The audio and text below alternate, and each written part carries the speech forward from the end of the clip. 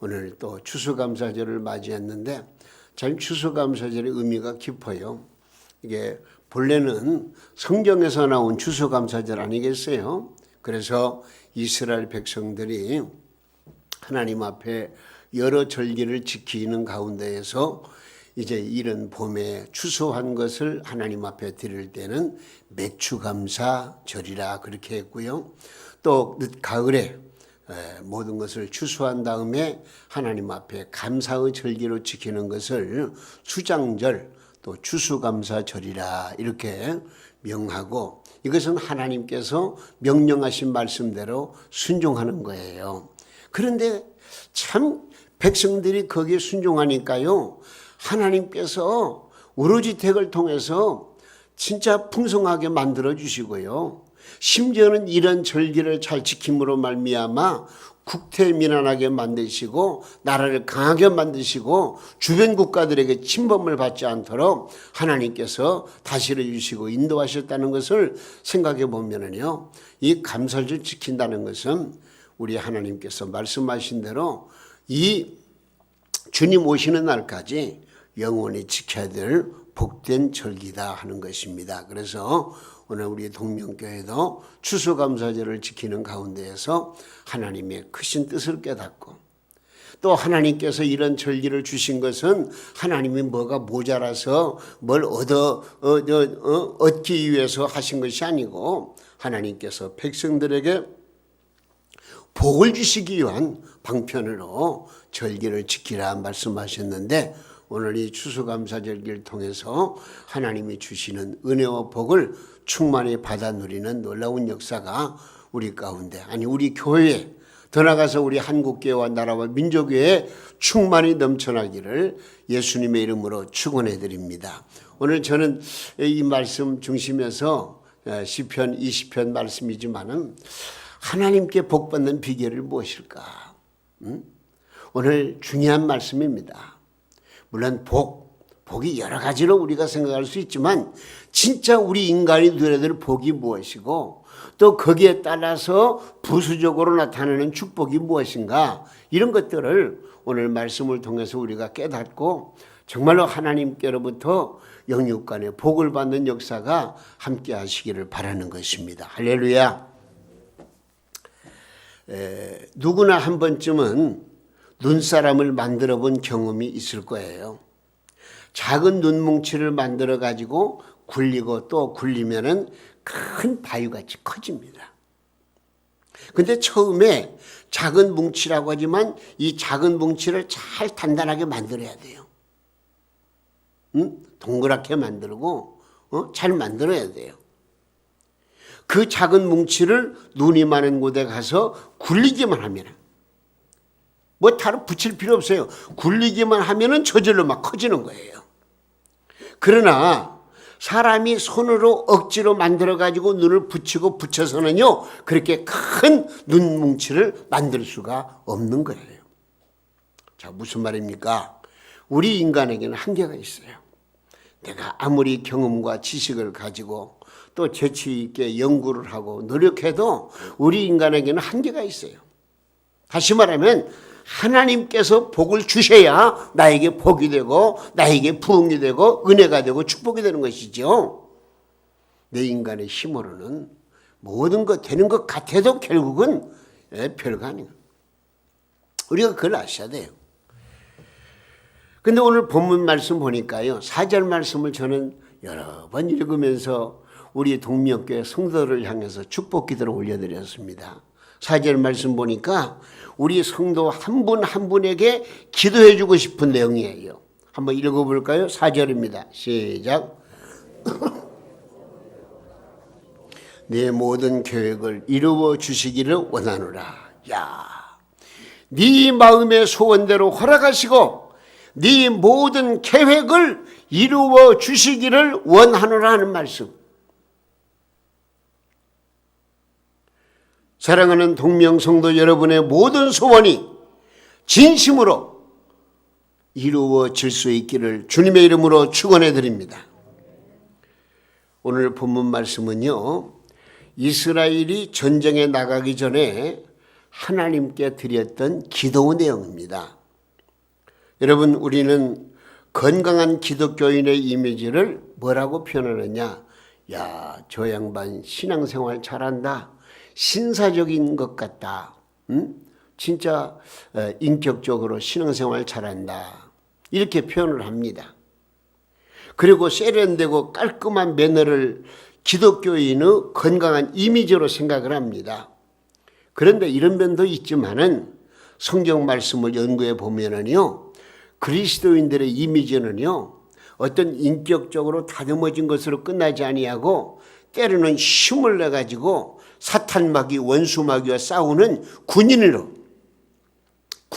표현한 말씀들이 많이 있어요. 검게 탄 얼굴, 찢어진 군복을 입고 나라를 지키기 위한 신념으로 목숨을 걸고 싸우는 군인이 성경에 나타난 기독교인의 이미지라 하는 것을 우리는 생각해 볼 수가 있습니다. 여러분, 이 험난한 시대를 살아가는 우리는 모든 일에 있어서 전쟁에 임하는 군인의 정신으로 살지 않으면 안 되는 시기에 이르렀습니다. 세상에는 전쟁이라는 말을 많이 사용합니다.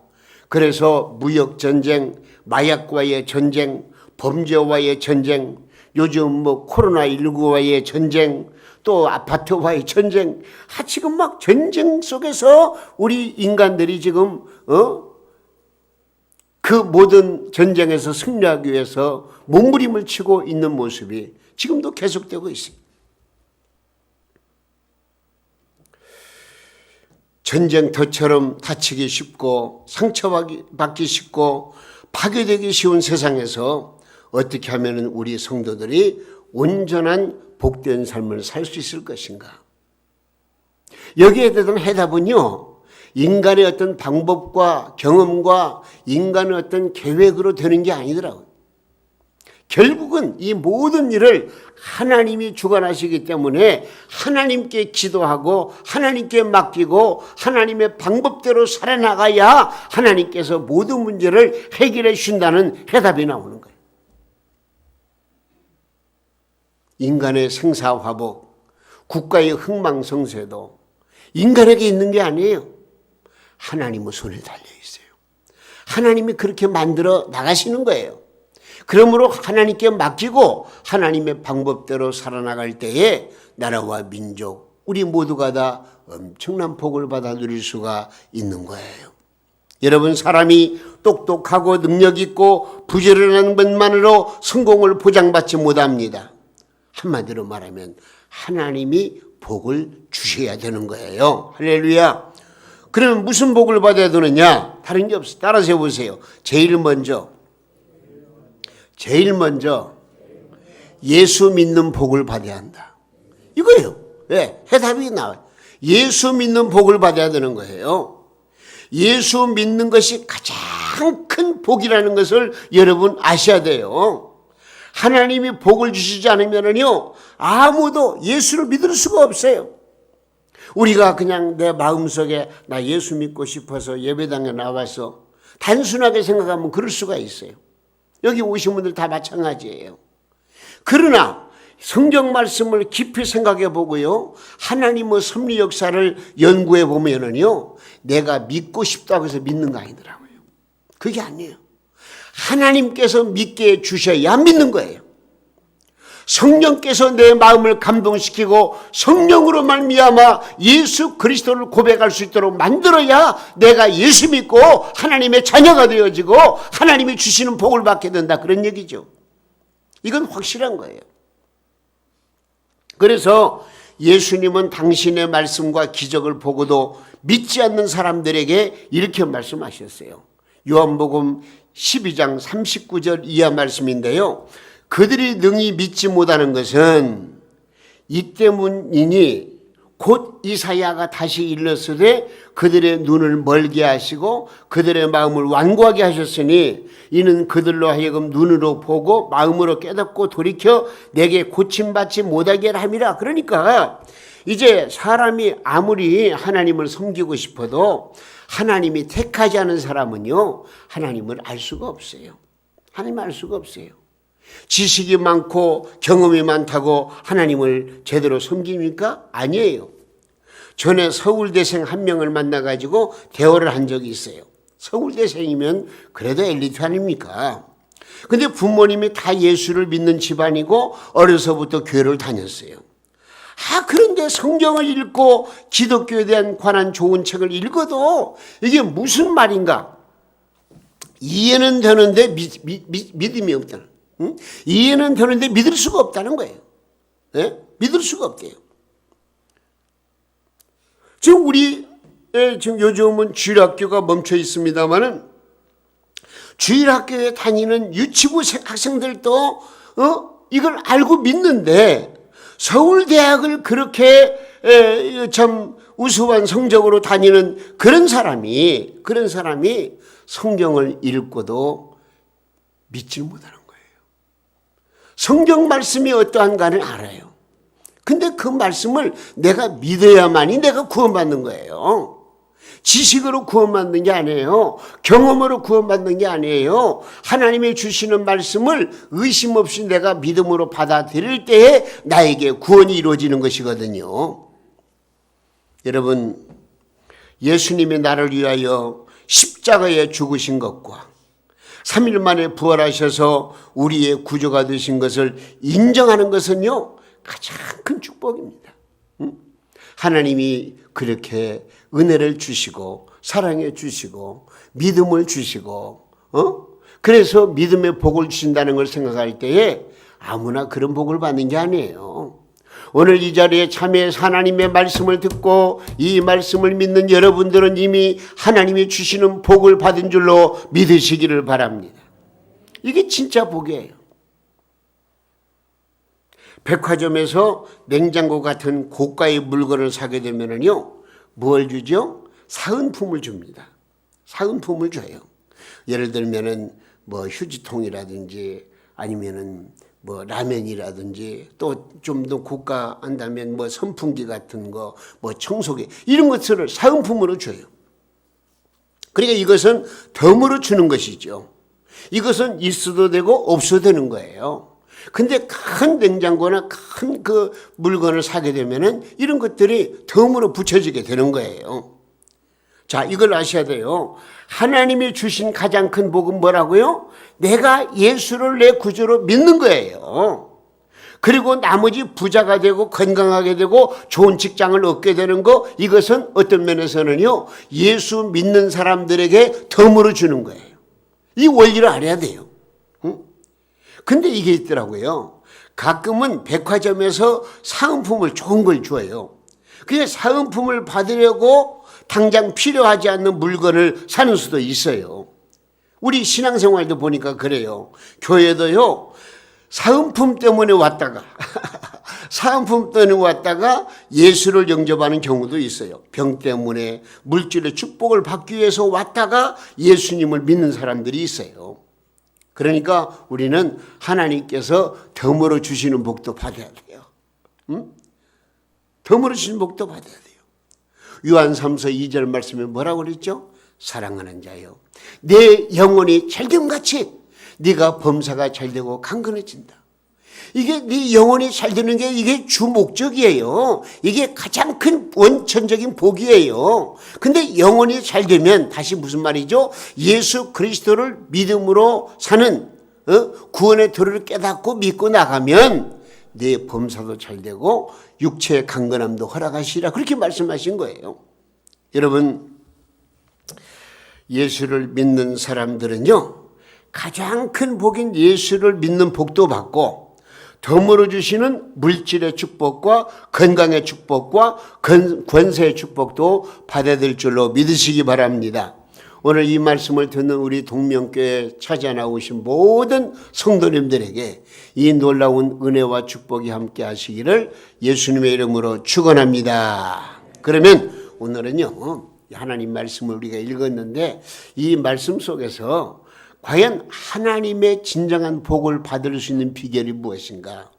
오늘 추수감사절을 맞이해서 우리는 복을 받아야 돼요. 그러니까 하나님이 주시는 복을 어떤 사람들이 받을 수 있는가? 오늘 그 말씀을 몇 가지로 생각해 보려고 하는 거예요.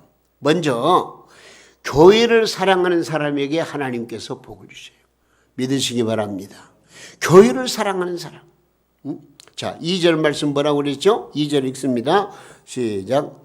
성소에서 너를 도와주시고 시온에서 너를 붙드시며 그랬어요. 전쟁에 나가는 사람들을 위해서 복을 빌고 있는데 하나님의 복이 전쟁터에 있는 것이 아니고 성소에서 너를 도와주리라 그렇게 말씀하신 거예요. 하나님은 교회를 복을 주시는 도구로 사용하신다는 말씀이죠. 교회를 사랑하고 교회를 헌신적으로 섬기면은요, 그 사람은 분명코 복을 받게 되어져 있습니다. 교회를 소홀히 하고 목회자를 괴롭히고 복받은 사람은 한 사람도 없어요. 모든 생활을 교회를 중심으로 사는 사람이 복을 받는 사람이에요. 모든 일을 계획할 때에 교회 일을 먼저 생각하고 내가 좀 불편하고 어려워도 교회가 잘 되고 풍성하게 하려고 노력하면 그 사람은 영적인 축복, 물질의 축복도 함께 받게 되어 있다. 그런 내용이에요.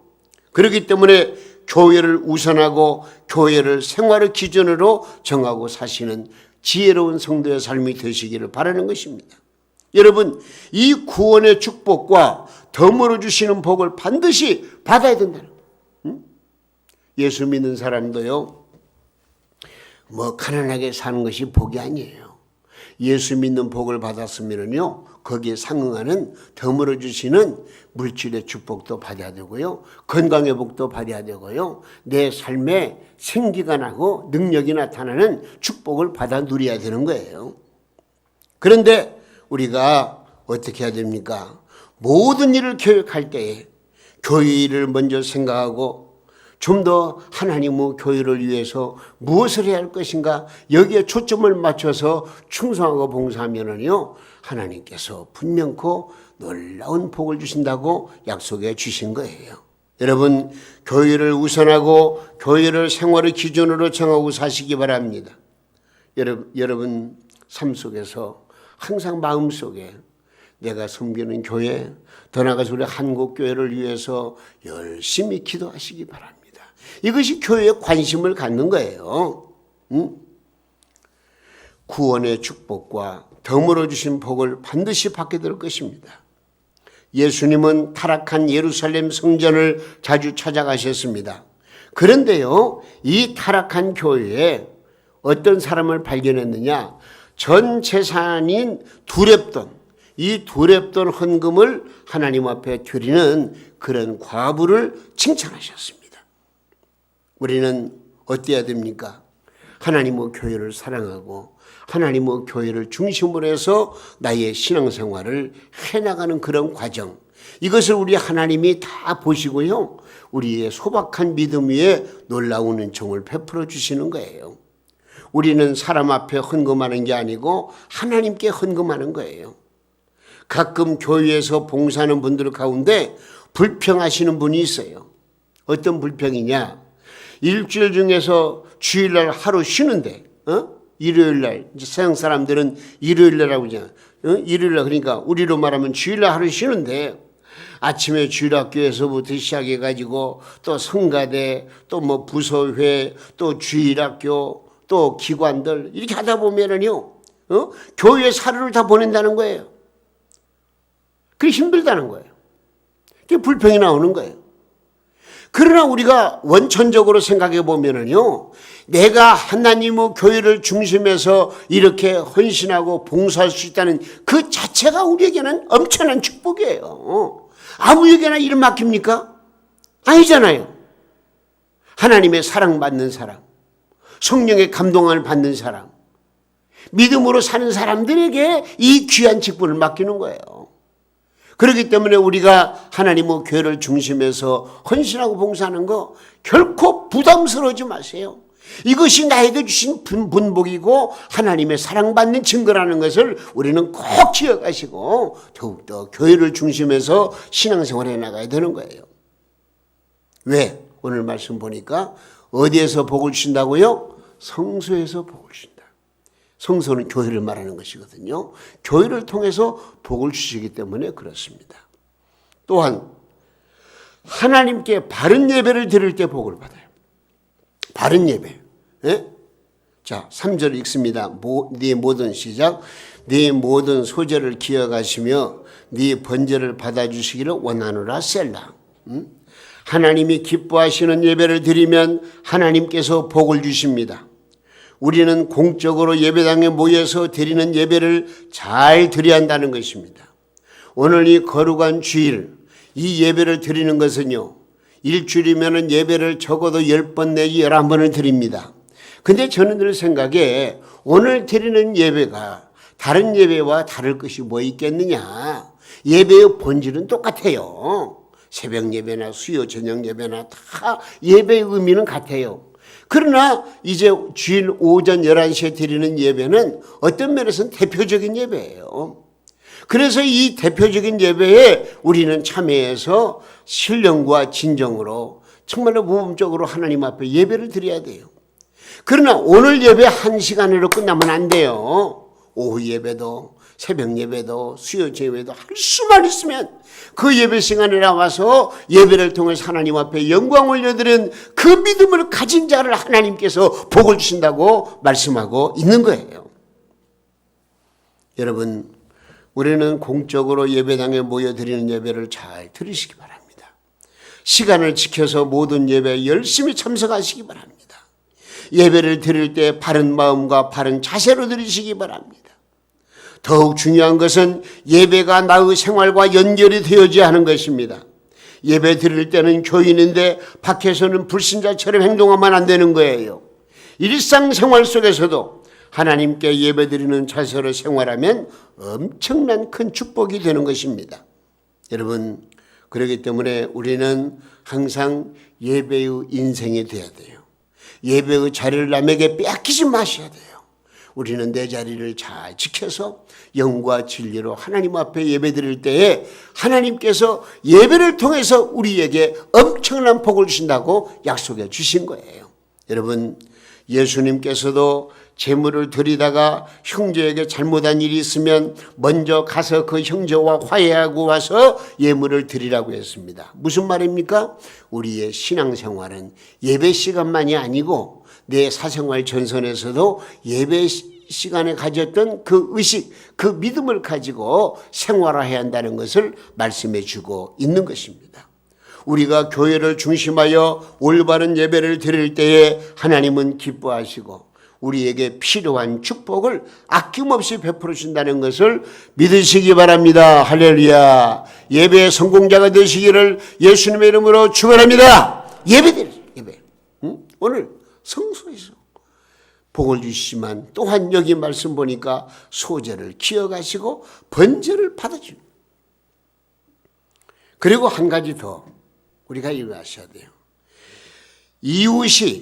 내 이웃이 보다 더 잘 되기를 바라는 마음이 있어야 돼요. 이웃이 잘 되기를 바라는 마음. 오늘 본문 말씀 보니까요, 나가 아닌 너라는 말씀이 많이 나와요. 1절 말씀 보니까 너를 높이 드시며, 2절에 보니까 너를 도와주시고 너를 붙드시며, 4절도 보니까 네 마음의 소원대로 허락하시고 네 모든 계획을 이루어 주시기를, 그리고 5절 말씀 보니까 여호와께서 네 모든 기도를 이루어 주시기를 원하라. 이 말씀들을 보면은요, 나보다는 네가 잘 되기를 바라는 축복의 말이에요. 하나님은 나만을 위해서 사는 사람보다는 너를 중심으로 사는 사람들에게 복을 주신다는 말씀이에요. 나는 망해도 너는 망해서는 안 된다는 마음이 있을 때에 하나님께서 나에게 복을 허락하신다고 말씀하고 있는 거예요. 특별히 다른 사람이 잘 되는 것을 보고 내가 잘 되는 것보다 행복해하고 기뻐하는 사람은요, 이런 사람은 하나님께로부터 엄청난 큰 축복을 받을 그릇을 만들어가는 사람이에요. 이런 사람들은 불행에 지려야 불행에 질 수 없는 사람이에요. 내가 아무리 망해도 주변에 성공한 사람들이 있기 마련이기 때문에 그로 인해서 기뻐하게 되면은요, 어떤 손길을 통해서라도 내 인생의 삶을 하나님이 책임져 주시고요, 복되게 하시고요, 은혜롭게 하시고요, 풍성하게 만들어 주시는 거예요.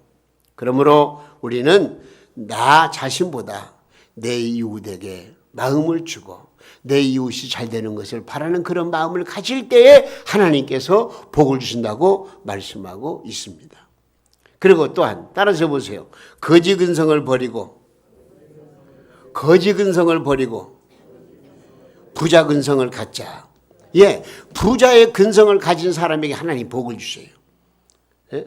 사람에게 있는 근성은 그 사람의 인격과 성공과 실패를 좌우하는 것입니다. 스포츠를 하는 사람들이 승부에 근성이 없으면 성공하지 못합니다. 복을 받은 사람은요, 거지 근성을 버리고 부자 근성을 가져야 되는 거예요. 하나님은 거지 근성을 가진 사람에게 복을 주지 않습니다. 거지 근성이라는 말이 무슨 말이죠? 받을 줄만 알지 줄 줄 모르는 사람을 가리켜서 거지 근성이라고 그래요. 돈을 버는 것만 알고 돈을 쓰는 법을 모르는 사람들이에요. 거지 근성을 가진 사람은요, 아무리 돈이 많아도 거지입니다. 자, 보세요. 부자와 거지를 부자와 가난한 사람을 어떻게 구분할 수 있겠습니까? 단순해요. 여유가 있는 사람은 부자예요. 근데 여유가 없는 사람은 거지예요. 단 돈 많은만 있더라도 하나님께서 더 크게 채우실 줄 믿고 남을 위해 사용하는 여유를 가진 사람이 진정한 부자예요. 근데 수십억, 수백억을 가지고 있어도 늘 마음이 불안하고 초조하고 남에게 줄 줄 모르고 베풀 줄 모르는 사람은 항상 그 거지 근성이 있는 거예요. 여러분, 사도행전 20장 35절 말씀 보니까 우리 주님 뭐라고 말씀하신 줄 알아요? 주는 것이 받는 것보다 복이 있다. 응? 주는 것이 받는 것보다 훨씬 복이 있다고 그랬어요. 부자 근성을 가진 사람은요, 받는 데보다는 주는 데 관심이 있습니다. 부자 근성을 가진 사람은 어떠합니까? 하나님께 무엇을 구해서 받는 것보다 주신 것을 하나님께 드릴 때 더 기뻐하는 거예요. 그래서 누가복음 6장 38절 말씀에 보니까 주라 그리하면 너희에게 줄 것이니 곧 후유되어 누르고 흔들어 넘치도록 하여 너희에게 안겨주리라고 말씀해요. 그러므로 우리는 이제 거지 근성을 버리고 넉넉한 마음, 부유한 마음, 남에게 무엇인가 베풀 수 있는 마음, 사랑의 마음을 가지고 살아야 되는 거예요. 그런 사람에게 하나님께서 더 큰 일을 감당할 수 있도록 물권의 복도 주시고 건강의 복도 주시고 지혜의 복을 주시는 거예요. 할렐루야. 그러므로 우리는 하나님께 드리는데 인색하지 말아야 돼요. 고린도후서 9장 7절 말씀입니다.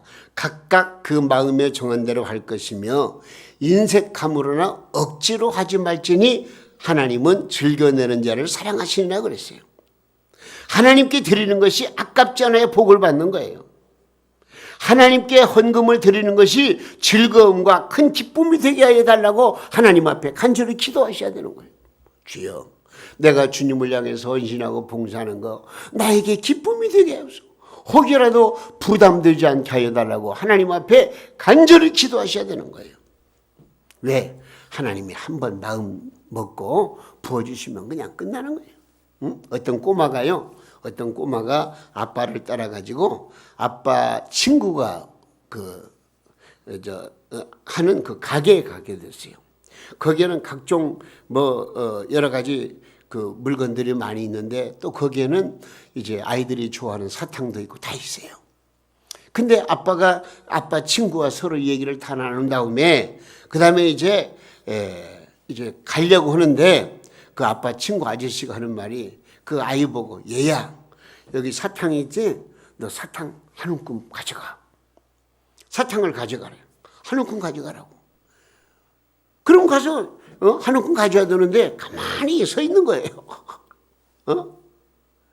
그러니까 이 아빠 친구 그 주인 가게 아저씨가 그 소뚜껑 같은 손으로 푹 집어가지고 포크레인처럼 집어가지고 아이에게 너 가져가라 주는 거예요. 그러니까 두 손으로 받아가지고 가는 거예요.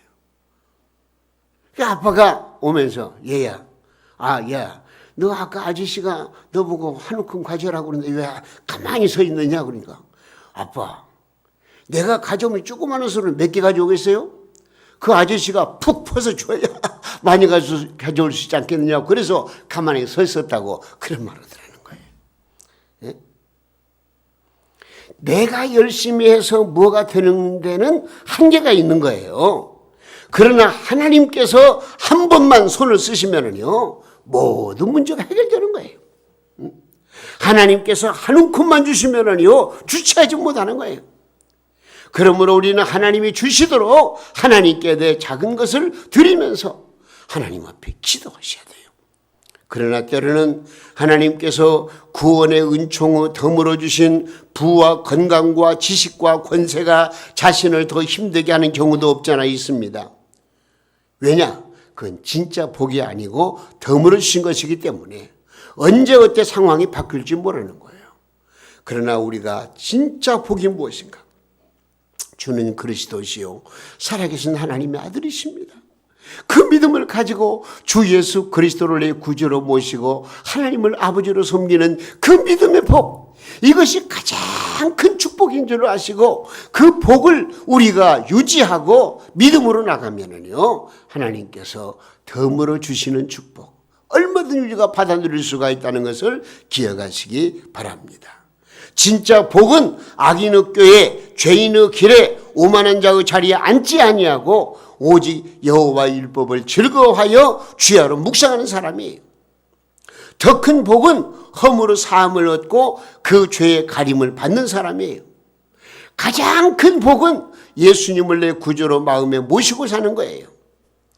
가난해도 예수를 구주로 섬기는 사람은 복이 있습니다. 왜냐하면 천국이 바로 그 사람 것이기 때문에 그렇습니다.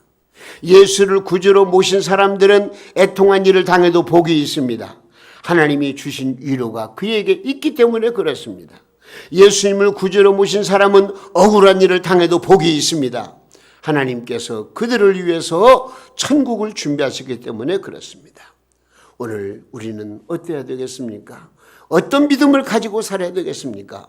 진정으로 하나님께로부터 가장 중심적인 축복, 이 복을 받은 우리 성도님들, 하나님께 지금 예배를 드리면서 무엇을 여러분들이 생각하고 있습니까? 주님, 나 같은 죄인 살리신 주님의 은혜 고맙고 감사해서 정말 감격스러운 마음을 가지고 이제 내 인생 바르게 살겠습니다. 진리 안에 살겠습니다. 믿음으로 살겠습니다. 감사함으로 살겠습니다. 충성하며 살겠습니다. 하나님 앞에 고백하고 하나님 앞에 맡기는 여러분들의 심령 가운데에 하나님께서 필요한 모든 것을 공급해 주시고 은혜와 복을 충만히 허락해 주실 줄로 믿습니다. 여러분, 이 놀라운 축복을 받아서 여러분의 소원이 이루어지고 계획하는 모든 것이 성취되며 행복한 삶을 누리시기를 예수님의 이름으로 축원합니다. 오늘 정리합니다. 저 어떤 사람이 복을 받는다고요? 하나님이 어떤 사람이 복을 주세요? 먼저 교회를 중심으로 살아가세요. 그리고 예배를 잘 드리세요. 그리고 너를 위해서가 아니고 나를 위해서가 아니고 너를 위해 살아간다는 그런 정신을 가지세요. 그리고 거짓 근성을 버리세요. 그리고 하나님께 인색하지 마세요. 하나님이 주시는 축복은 내 생각을 초월하여 임하신 줄로 믿으시기 바랍니다. 그러나 여러분, 이 한 가지는 꼭 기억하시기 바랍니다. 여러분들의 수고 이외에, 여러분들의 계획 이외에 하나님이 복을 주셔야 내가 성공할 수 있다는 것, 이것만은 결코 잊어서는 안 되겠습니다. 왜냐? 시편 127편 1절이야 말씀에 여호와께서 집을 세우지 아니하시면 세우는 자의 수고 헛되며 여호와께서 성을 지키지 아니하시면 파수꾼에 깨어 있으며 헛되도다.